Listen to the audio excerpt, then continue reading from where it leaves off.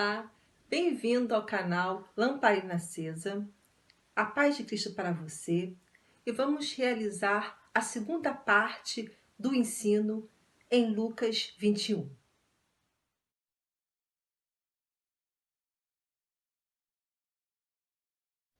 Aí eles perguntaram: Mestre, quando será isso? Que sinal haverá para mostrar quando é que isso vai acontecer? Jesus respondeu: Tomem cuidado para que ninguém engane vocês, porque muitos vão aparecer fingindo ser eu, dizendo: Eu sou o Messias, ou já chegou o tempo. Porém, não sigam essa gente.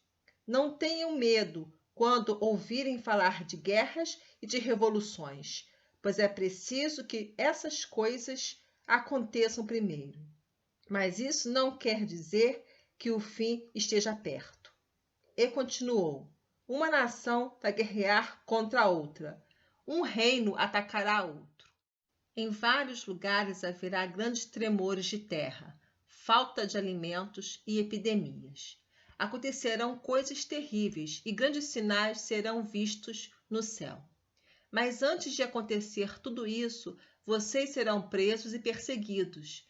Vocês serão entregues para serem julgados nas sinagogas e depois serão jogados na cadeia. Por serem meus seguidores, vocês serão levados aos reis e aos governadores para serem julgados. Isso dará oportunidade a vocês para anunciarem o Evangelho.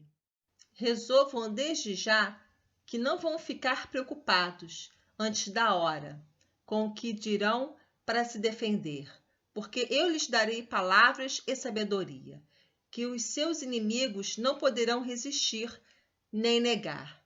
Vocês serão entregues às autoridades pelos seus próprios pais, irmãos, parentes e amigos, e alguns de vocês serão mortos. Todos odiarão vocês por serem meus seguidores, mas nem um fio de cabelo de vocês será perdido. Fiquem firmes, pois assim vocês serão salvos. Quando Jesus saiu do templo e se dirigiu ao Monte das Oliveiras, os seus discípulos aproveitaram a oportunidade para lhe fazer 3 perguntas. E essas respostas de Jesus às perguntas dos seus discípulos ficou conhecido como o discurso profético do Monte das Oliveiras. Mas quem seriam esses 3 discípulos que fizeram essas perguntas para Jesus? A resposta nós vamos encontrar lá em Marcos 13, capítulo 3. E, assentando-se ele no Monte das Oliveiras, defronte do templo, Pedro, Tiago, João e André lhe perguntaram em particular. Bem, como eu havia falado anteriormente, os livros de Mateus, Marcos e Lucas, eles são sinóticos, isto é, o autor tem a sua visão da história de Jesus, mas eles têm elementos em comum e também quase a mesma estrutura. E essa história se repete no livro de Mateus, de Marcos e de Lucas.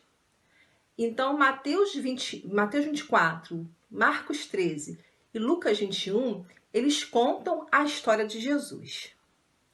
Bem, mas vamos agora relembrar as 3 perguntas que os discípulos fizeram a Jesus. Primeira, quando essas coisas vão acontecer? Segunda, que sinal haverá da tua vinda? Terceira, que sinal haverá do fim dos tempos? Mateus 24, 3. A primeira pergunta refere-se à destruição do Templo de Jerusalém. E a segunda pergunta fala sobre os sinais que vão anteceder a volta de Jesus, que são chamados de princípio das dores. E tem esse nome porque é a comparação de uma mulher que está prestes a ter um filho quando começam as primeiras contrações. Por isso que nós damos esse nome de princípio das dores. E essas contrações que a mulher tem é sinal de que o seu filho vai vir ao mundo, vai nascer.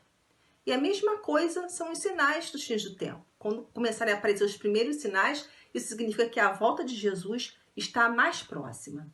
Mas vamos ver quais são esses sinais descritos em Lucas 21. Sinais da volta de Jesus. Eu sou o Messias, já chegou o tempo, guerras e revoluções, nação contra nação, reino contra reino, tremores de terra, falta de alimentos, epidemias, coisas terríveis e sinais nos céus. O primeiro sinal é: eu sou o Messias, já chegou o tempo. A palavra Messias, ela está em hebraico e ela significa ungido, assim como Cristo, que é em grego, e também significa ungido. E isso tem a ver com pessoas que se dizem ungidas de Deus. Ah, eu sou ungido de Deus. Eu tenho a revelação, eu tenho um milagre na minha igreja. Então, esse ungido significa não que é propriamente o Cristo que estaria vindo à Terra, né? Como pessoas até se passaram por Jesus Cristo, mas tem a ver com pessoas que se dizem ser ungidos de Deus e fazem milagres ou apelam para outras coisas sobrenaturais para dizer que é ungido de Deus. E também já chegou o tempo, né? A gente vê muitas pessoas hoje em dia anunciando o arrebatamento, marcando a data para o arrebatamento. Ah, chegou, é agora o arrebatamento, é tal dia o arrebatamento da igreja, é tal dia a volta de Jesus. Então, é esses sinais aí que a gente entende por eu sou o Messias e também por já chegou o tempo. O segundo sinal seria guerras e revoluções. Nós podemos entender que são manifestações ou então guerras civis que acontecem ao longo da história. Mas Jesus ele adverte aos seus discípulos que esses primeiros sinais estariam relacionados à destruição do Templo de Jerusalém. É por isso que ele fala que o fim não estaria próximo, quer dizer, esses sinais não estão se referindo à segunda vinda de Jesus.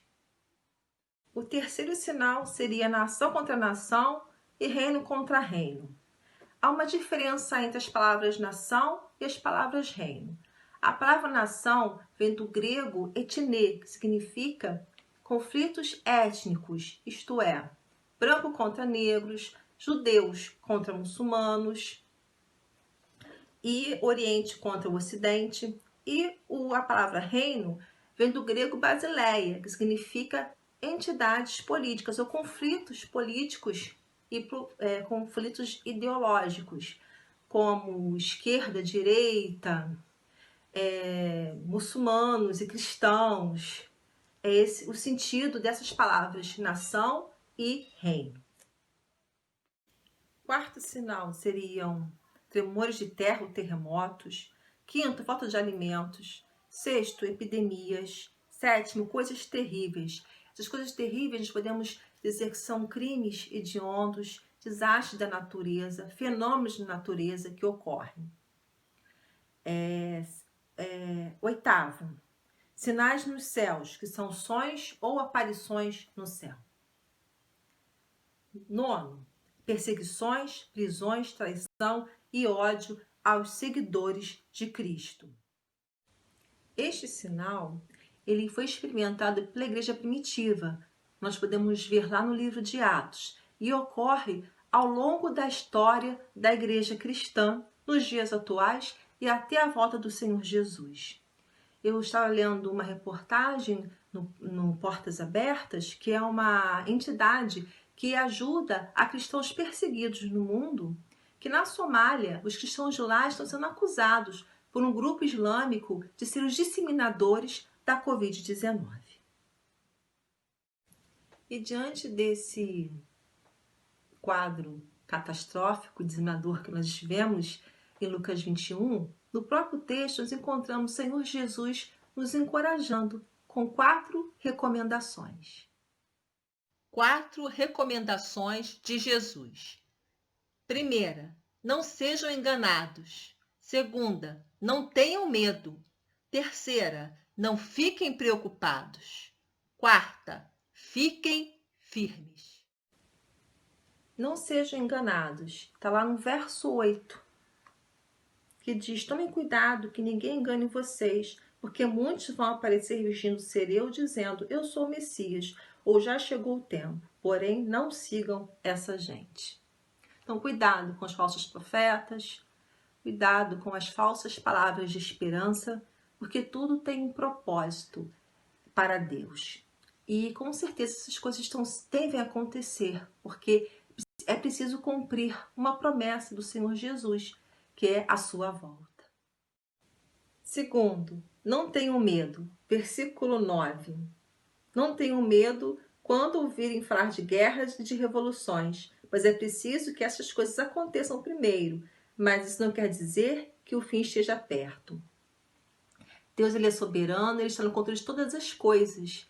E é por isso que nós não devemos temer esses dias tenebrosos.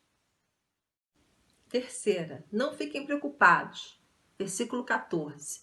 Resolvam desde já que não vão ficar preocupados antes da hora, com o que dirão para se defender. Nós não devemos nos preocupar com a situação que nós estamos vivenciando, ficarmos ansiosos, porque o Senhor, ele tem cuidado de nós. Ele mesmo nos prometeu que Jesus estaria conosco até a consumação dos séculos. Quarta recomendação, fiquem firmes, lá no versículo 19. Fiquem firmes, pois assim vocês serão salvos. Nós não devemos fragilizar a nossa fé diante desses acontecimentos, mas sim fortalecê-la. O Senhor Jesus falou que não seria fácil a nossa caminhada cristã, que nós teríamos aflições neste mundo. Mas assim como ele venceu, nós também poderemos vencer tendo bom ânimo, isto é, permanecermos firmes. Então não vamos nos preocupar, ficar ansiosos ou com medo, mas vamos sim nos manter firmes, manter firme a nossa fé até a volta do nosso Senhor Jesus. Que o Senhor te abençoe e até a próxima semana com a terceira parte deste estudo.